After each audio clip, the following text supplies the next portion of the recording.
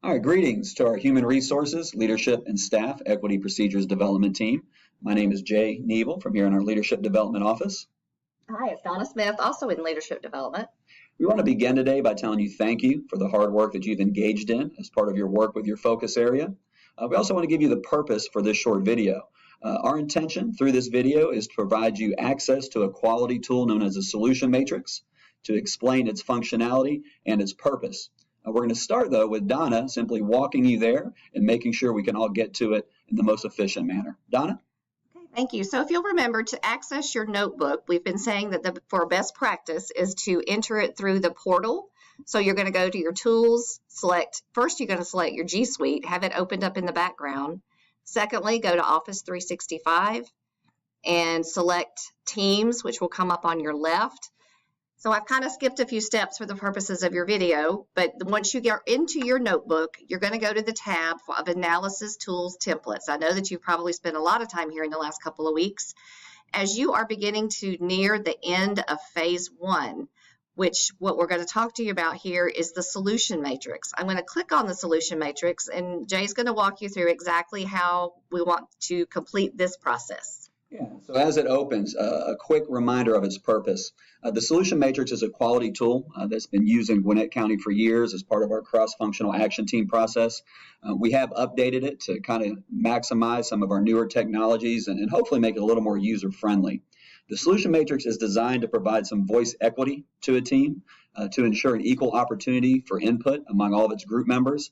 And then upon its completion, give us a statistical measure, a statistical representation of how well our identified procedures align to the equity policy, policy BAAE. We're going to do that by looking through the lens of 5 criteria and 3 different ratings.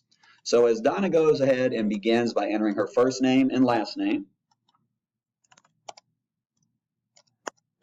and then selecting her focus area, and of course for our purposes today, we're the Human Capital Leadership and Staff Team, you'll see some directions on how to utilize the matrix. The first couple of steps are very self-explanatory, so let's turn our attention to numbers 3 and 4. First, on number 3, we want to review the identified criteria and reflect on how effectively the procedures you've identified meet each of these. Ultimately, we want to establish is a numerical representation of how well each procedure correlates to policy BAAE. So the first of our criteria is just that. When you read and review the procedure that you're analyzing, how well does it support policy BAAE? And let's think about what that policy states. Okay, this policy asks how well we're able to provide access to the knowledge and skills for each student to ensure their global competitiveness in the future. So as you look at the identified procedure, okay, ask yourself how well it aligns to and then provide support to the equity policy. Second, we're going to ask how well this procedure addresses stakeholder concerns. And here we want to make sure that we consider all of our stakeholders, our internal stakeholders to include our faculty and our staffs, and of course our kids, and our external stakeholders, the families of our students and our surrounding communities. Third, and perhaps most importantly, how well does the identified procedure address opportunity and achievement gaps that we've seen through our journey in this focus area, the data overviews you've engaged in, the discussions you've been a part of? How well does the identified procedure address the opportunity and achievement gaps that we see among our various student groups? Fourth, what is our district's capacity and ability to implement this procedure to its fullest potential? Look at this through the lens of support. Ask, does this procedure provide us with staff development opportunities? Does it allow us the opportunity to grow the capacity of our stakeholders? What is the district's ability and capacity to fully implement the identified procedure? Fifth, and finally, we look through the lens of sustainability. How well are we able to measure and monitor the effectiveness of the procedure through the use of qualitative and quantitative data? So these are our 5 criteria. Okay, so once you've wrapped your head around these, okay, you'll look at the procedures that you've been assigned and you'll rate them in one of 3 different ways. Okay, a 1, a 3, or a 5. A 5 indicates a strong correlation between the identified procedure and the criteria. There is easy to see alignment, and a 5 indicates that the procedure, when implemented correctly, has a positive impact on that criteria.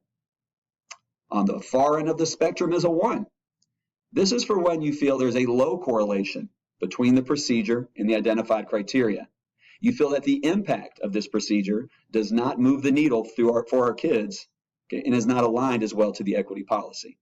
And then in the middle course, we have a 3. This is a moderate correlation. So for each procedure identified, you look through the lens of these 5 criteria and these 3 ratings.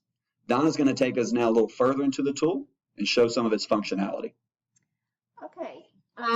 Your team leads have identified 5 procedures that are going to be the first ones that you're going to evaluate. So all of your procedures you're going to find them here under category G, which is personnel. So the first thing you're going to want to do is select personnel. You'll notice when you do that underneath every single procedure in this category populates. But as I said, your team leads have identified 5 that you're going to evaluate first. The first one that you're going to evaluate is equal opportunity employment. Now you'll notice this list is alphabetical, so it's somewhat easy to find. Another one that I believe you're going to evaluate is displaced staff. So we're going to stop here just for the video. And once you've selected those 2, go ahead and scroll down. And what you'll notice is that a matrix has automatically populated for the 2 that we selected. Now I'm going to use the measurement that Jay described, and I'm going to bubble in how I feel based on each criteria that the procedure aligns. Now these bubbles can be a little tricky, but it is set so that it's required. If you accidentally forget to bubble in one, it will not let you advance forward. So again, I'm just going down. And once you've done that, now you'll be doing this for 5, you're going to hit submit. Now once you've done that, your work is done, at least for this week. But what I want to show you is at the back end, what we're going to be able to provide for Dr. Welch, as well as Dr. Camp, now this is a different team from earlier in the week. How do the procedures, all of them that you might eventually evaluate, rank? Or in other words, what did you as a team feel was the most important versus those that you felt were the least aligned? Now there's some additional work that'll happen here, but what you'll see with this team, those identified in yellow are actually the 4 final ones that they selected after a lot of discussion. We'll also be able to provide them with some graphs broken down by each indicator and how you as a team ranked the procedure. This is going to be valuable for Dr. Welch to continue the equity work here in our district. Yeah, thank you, Donna. So again, just to kind of echo what Donna just stated, this data on the back end of the process is something we're really excited about. It's allowed each team that's already gone through the process to come to the end of phase 1 with a sense of consensus on which procedures they want to continue to move forward into phase 2. So we encourage you to engage very thoughtfully and patiently in that solution matrix. If you have any questions about its functionality, how to access it, or if there's anything at all that we can help you with, please don't hesitate to contact either myself or Donna here in the Leadership Development Office. We hope you have a great day. Thank you.